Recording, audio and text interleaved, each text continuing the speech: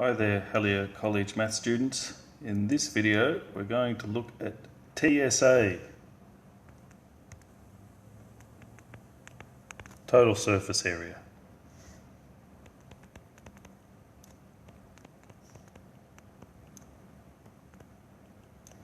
Okay, so we have the example we tried earlier with a cuboid. We're going to look at a sphere and a cone, and then we're going to try this challenging example with a hot air balloon. So for a sphere, if we look at the total surface area formula, we have 4 pi r squared, and for a cone the total surface area is pi rs plus pi r squared. Now it's interesting, particularly the one for the cone, where that formula comes from. We look at these three-dimensional solids, but of course they're all represented here in 2 dimensions. So they're drawn on a flat page to look three-dimensional.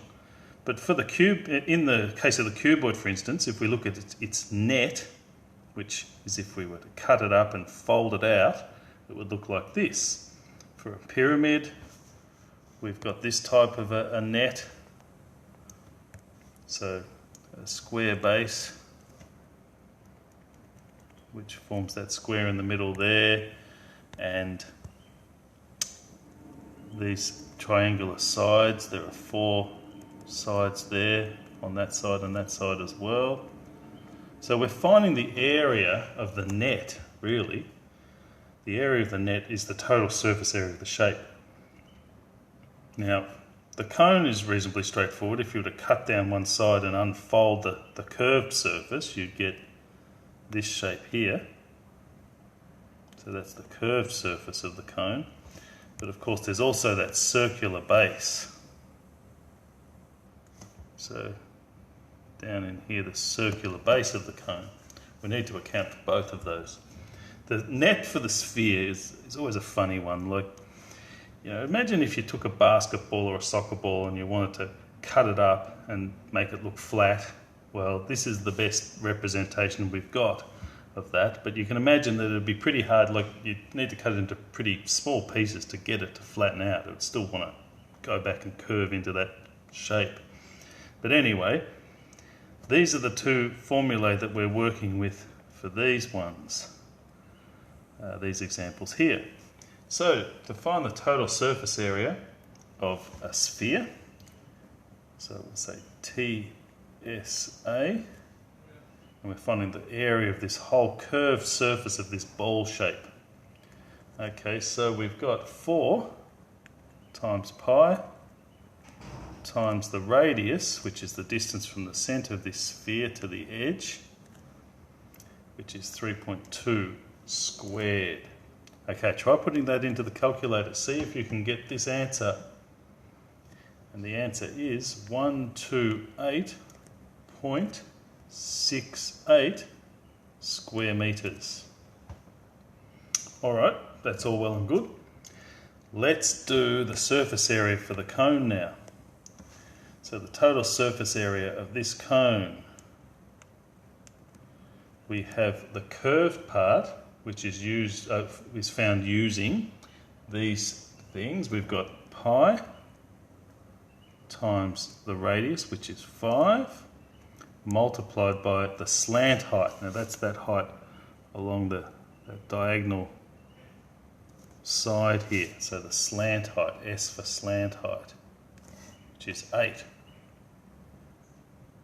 Right, now we need to add to this, and I'll do this in a different colour, the area of that circular base there. We know how to find the area of a circle, pi r squared. So pi times 5, the radius squared. So the blue writing in this cone example is for the curved surface of the cone, and the red writing is for that circular base, which is flat on the ground there. Okay, try adding those all up and seeing what answer you get. And you should get this.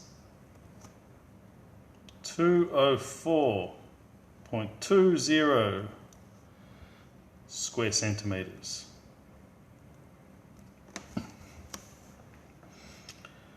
Right. Now we're going to look at the surface area of this hot air balloon and the cost of constructing this hot air balloon. Now you've got the tools you need here because we've got a spherical shape. It's actually a hemisphere. So like the hemispheres on planet Earth, we have the north and the south hemisphere.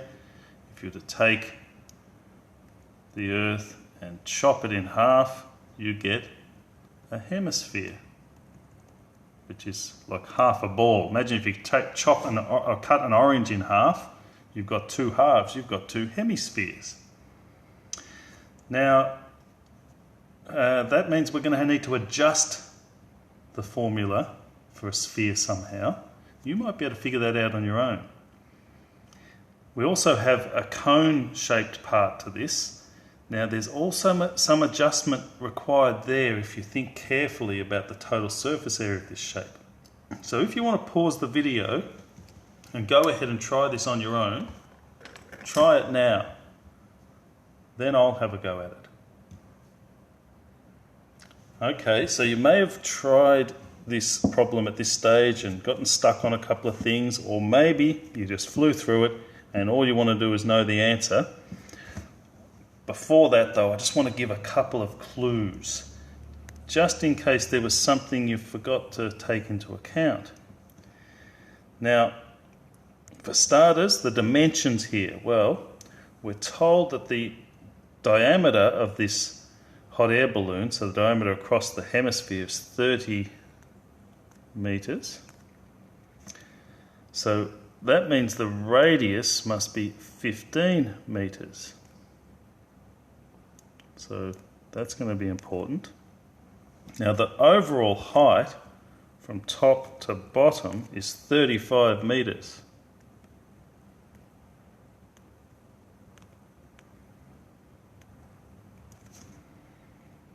So that means,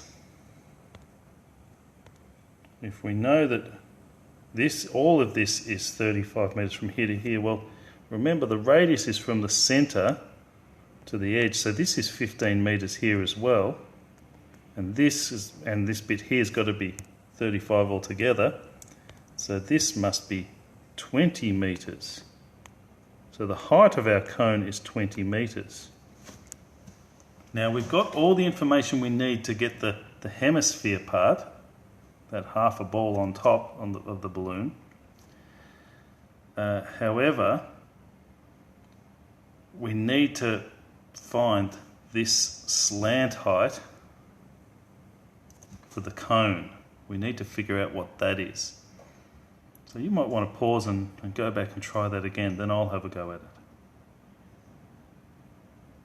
Okay, so the slant height for the cone is equal to the square root of these two sides squared and added. So 20 squared plus 15 squared. Now I'm using Pythagoras Theorem to do that. If you imagine here we've got this right angle triangle. You would have seen Pythagoras before. And it's 20 metres that way and 15 metres that way. So this side here is the square of the sum of the square root of the sum of the square of the sides. So when we do 20 squared, square root of 20 squared plus 15 squared, we get 25 metres. So that's 25 metres along that side there. Okay, so that should help you if you want to go back now and try some more of this one. Pause the video and try it. Okay, so I'm going to have a go at it now. Let's handle the hemisphere part first. So the hemisphere. Right. So the total surface area of this hemisphere is equal to pi, oh sorry, beg your pardon, 4 times pi times the radius squared, which is 15. But we need to divide this by 2 because this would find the total surface area for a sphere. We need only half of that. So that's the calculation for the hemisphere. That gives us a grand total, the hemisphere, of 1413.72 square metres. Okay, so we're done for the hemisphere part. Now it's time for the cone part. Okay, so let's draw a little diagram here just to help us with this one. We already figured out the slant height.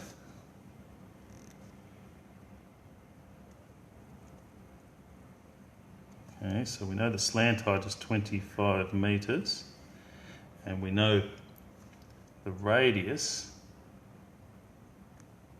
is 15 metres. So normally, to find the surface area of this cone, we would go ahead and say, okay, let's do the two parts. We've got pi times this,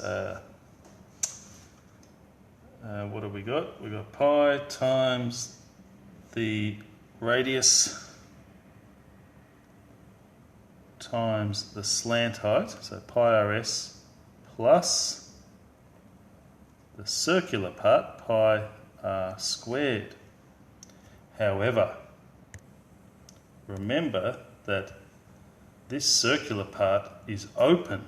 We've got an open circular part here because it attaches to the bottom of the hemisphere. So we don't need that part of the formula there, because that circle, we don't need any cloth for that circular part. It attaches to the bottom of the hemisphere.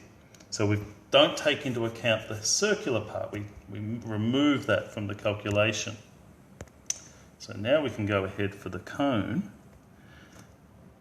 Pi times the radius 15 times the slant height 25. That's all we do. And that gives us this number.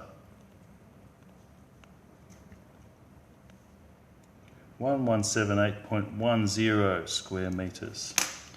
Right, so what's the cost here? Well, let me just create some more space up here and we'll do the cost.